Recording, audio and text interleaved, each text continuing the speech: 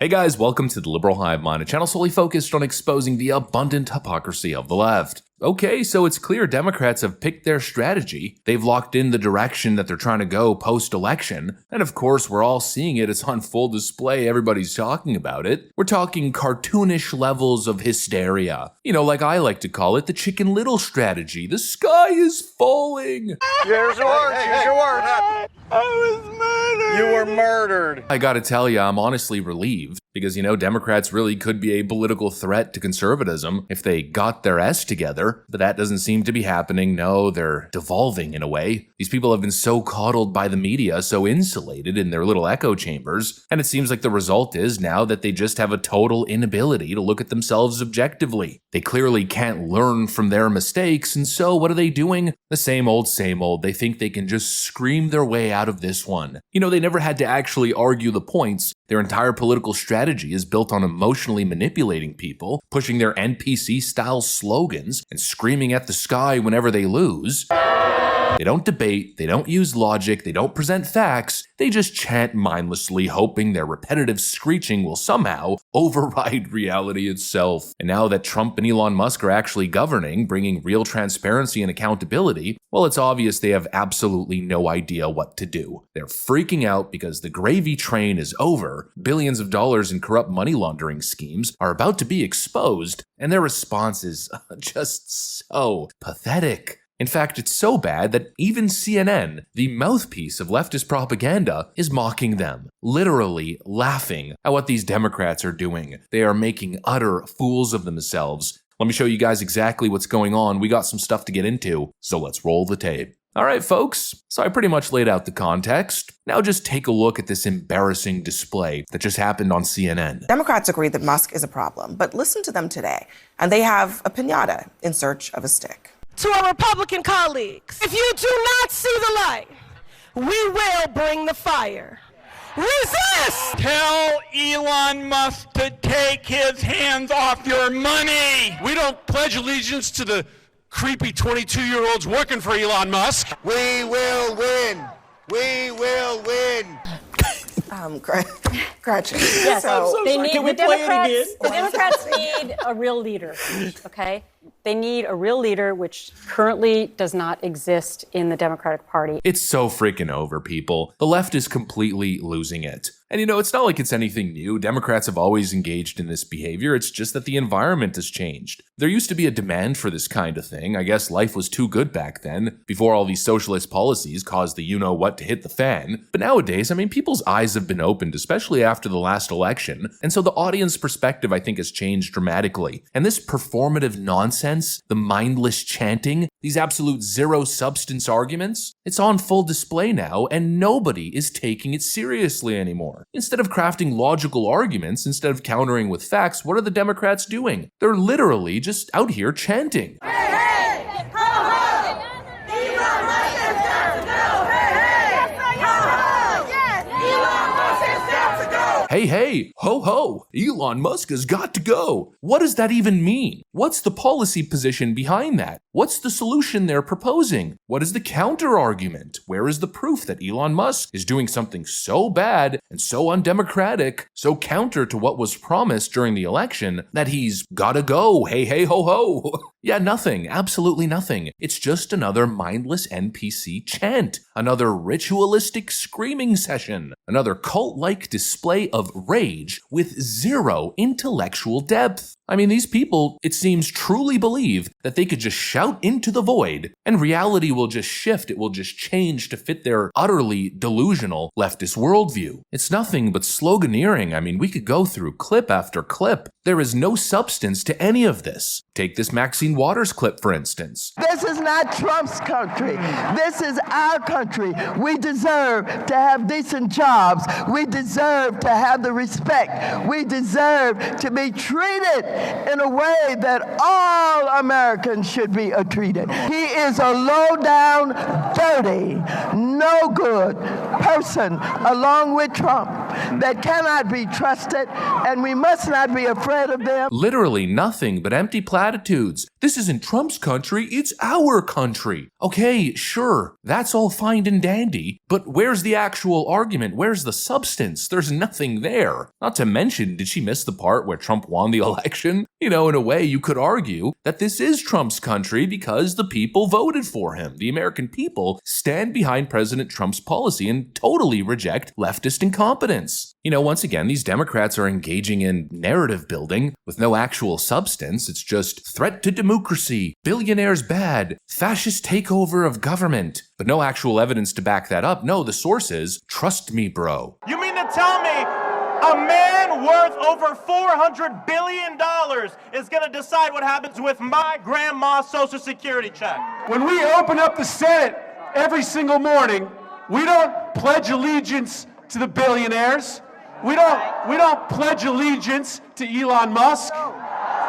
We don't pledge allegiance to the creepy 22-year-olds working for Elon Musk. We pledge allegiance to the United States of America. And so I want to make sure that my mother gets her Social Security check, not because she pledges allegiance to Elon, but because she pledges allegiance to the United States of America. Musk has grabbed control of America's payment system.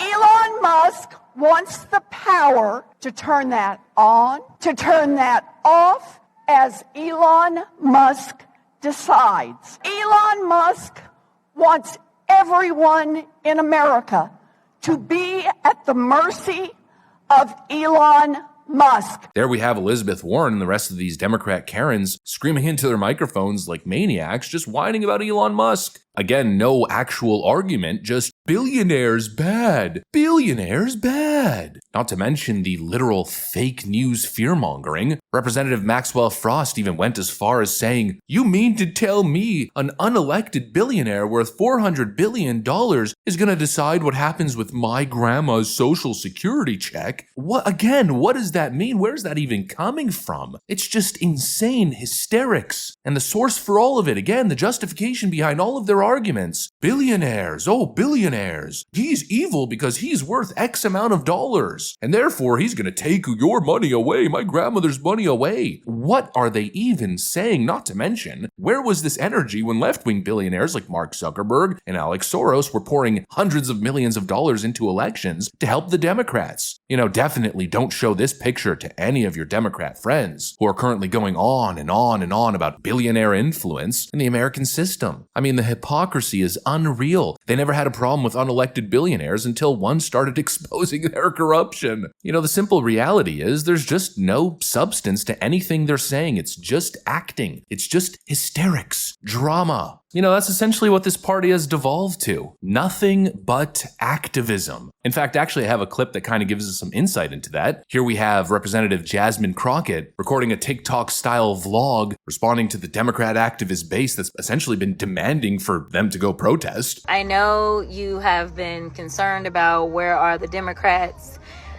I'll have a little bit more to say about it later, but I want y'all to know that myself, along with so many of my amazing colleagues, we are pulling up right now to the Department of Treasury because somebody gonna have to give us some answers. So say what's up to my road dog, Seth Magaziner. Hey, how's it going? Seth is rolling with me, but just know it's not just the two of us.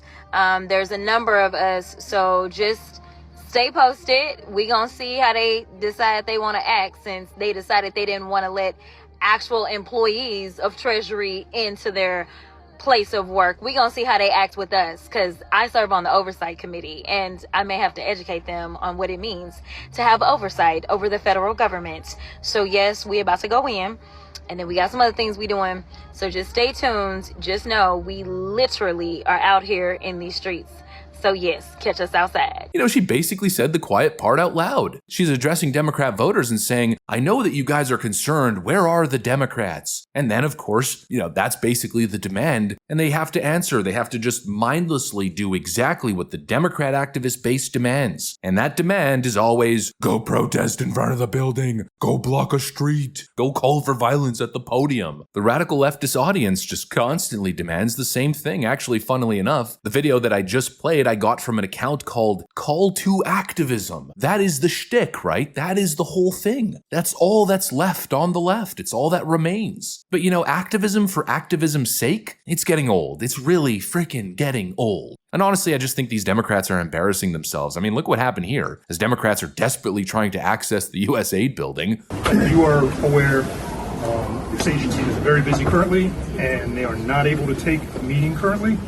They advise that they will be in contact shortly, and that it's best to contact the Department of State at this time if you need any further comments. Who is they? The front office of the administrator. So could I just ask, are you with AID? I am. Thank you for your service. Well, thank you for what you do.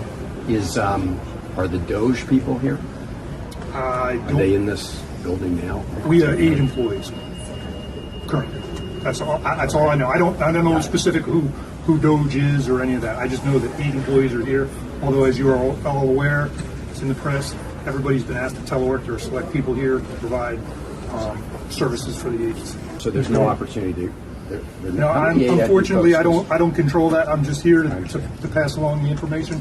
Thank you for coming, and I'm sure Department of State will be putting out more information for sure. Take care. Thank you. You're welcome. Look at their faces. What did this accomplish? Other than utter humiliation and embarrassment. It's just so cringe. You know, if you have a problem, lay out the facts. Bring an argument. Don't just show up in front of a building and chant a bunch of useless crap that doesn't even end up making a point. Billionaire bad isn't an argument. And if you're going to make the argument that there's an unelected billionaire who's taking over government, well then prove it. But obviously they can't, because that's not what's happening. As I've stated a million times, Elon Musk was very much elected. This is what the Trump administration ran on, and they're simply enacting the mandate. And Democrats, of course, can't formulate an argument, and so it's just, hey, hey, ho, ho, Elon Musk has got to go. I'm falling asleep. How totally boring. Anyways, that's pretty much what I got for you guys. Hopefully you enjoyed the video. If you did, make sure to leave a like and possibly subscribe. Thanks for watching, and I'll see you on the next one.